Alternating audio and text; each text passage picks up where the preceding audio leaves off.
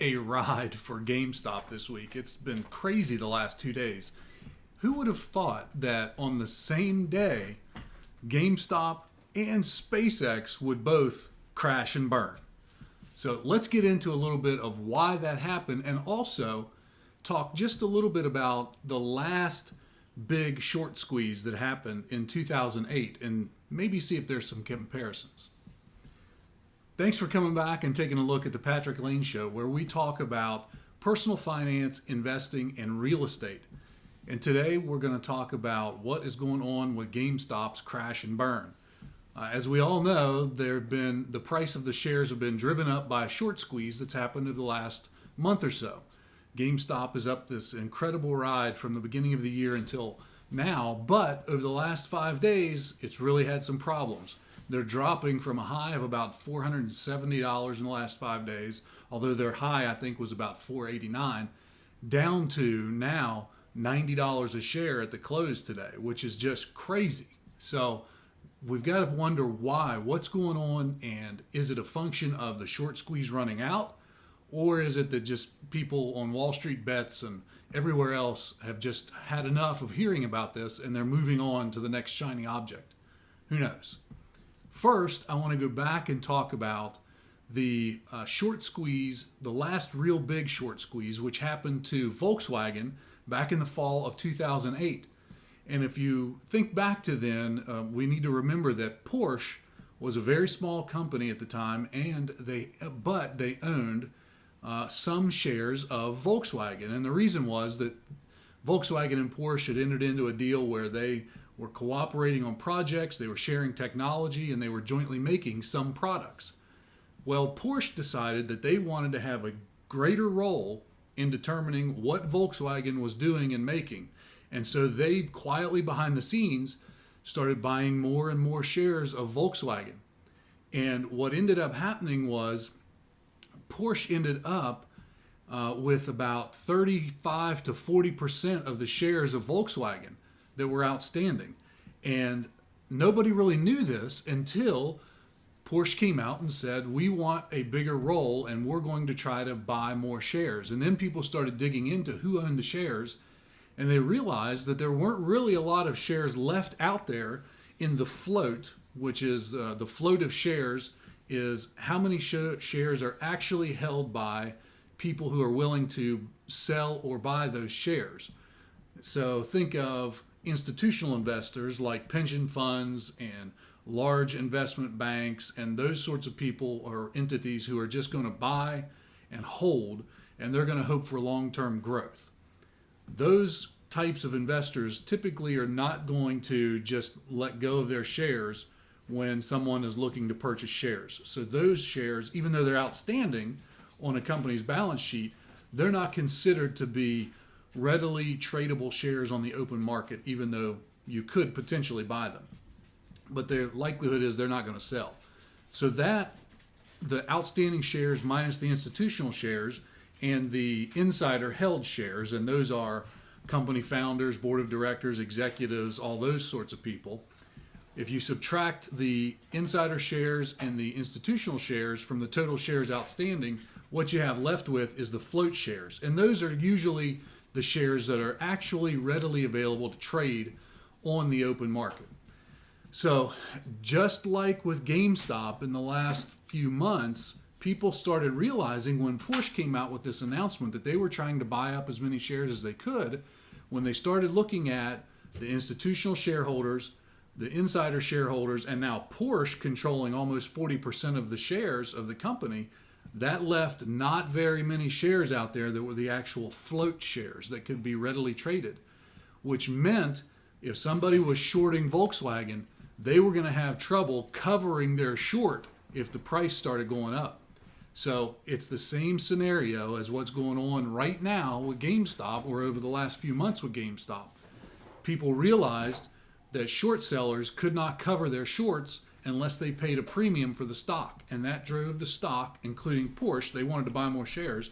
And so that drove the stock price from a low when it all started, when the announcement came, to a high of almost $1,000 a share, which at one point in the fall of 2008, Volkswagen was the biggest by market cap, the biggest car maker in the world.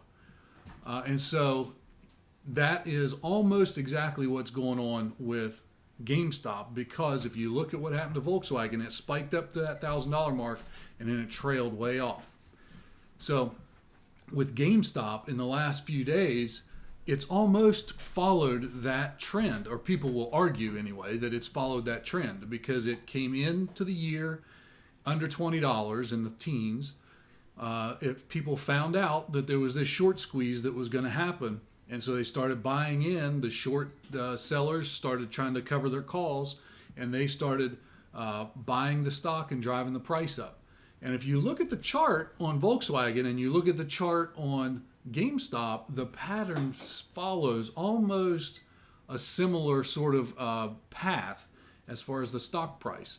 Now, the people who are really bullish on GameStop will argue that right now, even though we've dropped in GameStop from $400, $480 to $300 to $200 to now under $100, they're going to argue that there's another spike coming in this short squeeze, and they're doing that based on what happened to the stock price of Volkswagen when it was going through a similar type of a short squeeze. So that's what we're looking at. That's what people are continuing to bet on. And if you look at some of the information with the short squeezes and short sell calls, if you look at how many are out there and how many are outstanding and how many have been covered, that data is going to show us that there's still a huge amount of short positions that need to be covered. So the argument is that when this stock keeps going down, those hedge funds who need to cover their short positions are still going to be buying that stock. And the more they buy, the higher the stock price is going to go. And so, is that actually the case? Is it an idea of, or a situation where people are engaged in wishful thinking and they want the stock to go up? Is it really the end of the short squeeze on GameStop, and are the hedge funds, have they already covered and got out? Only the future is going to tell. But I'll tell you, some of the best predictive analytics companies out there who watch these things all the time and provide information to professional investors are saying that they think that we are in the tail end of part one of the short squeeze, and that around the corner we will be entering into what they call part two of the GME short squeeze, based on the numbers of shares that are still outstanding that have to be shorted, and that in the ratio of the short shares to the actual float of those shares. So who knows what's going to happen. By the way, going back to the SpaceX reference at the beginning of the video, we love SpaceX in our house, and we're really excited about what the future holds for SpaceX.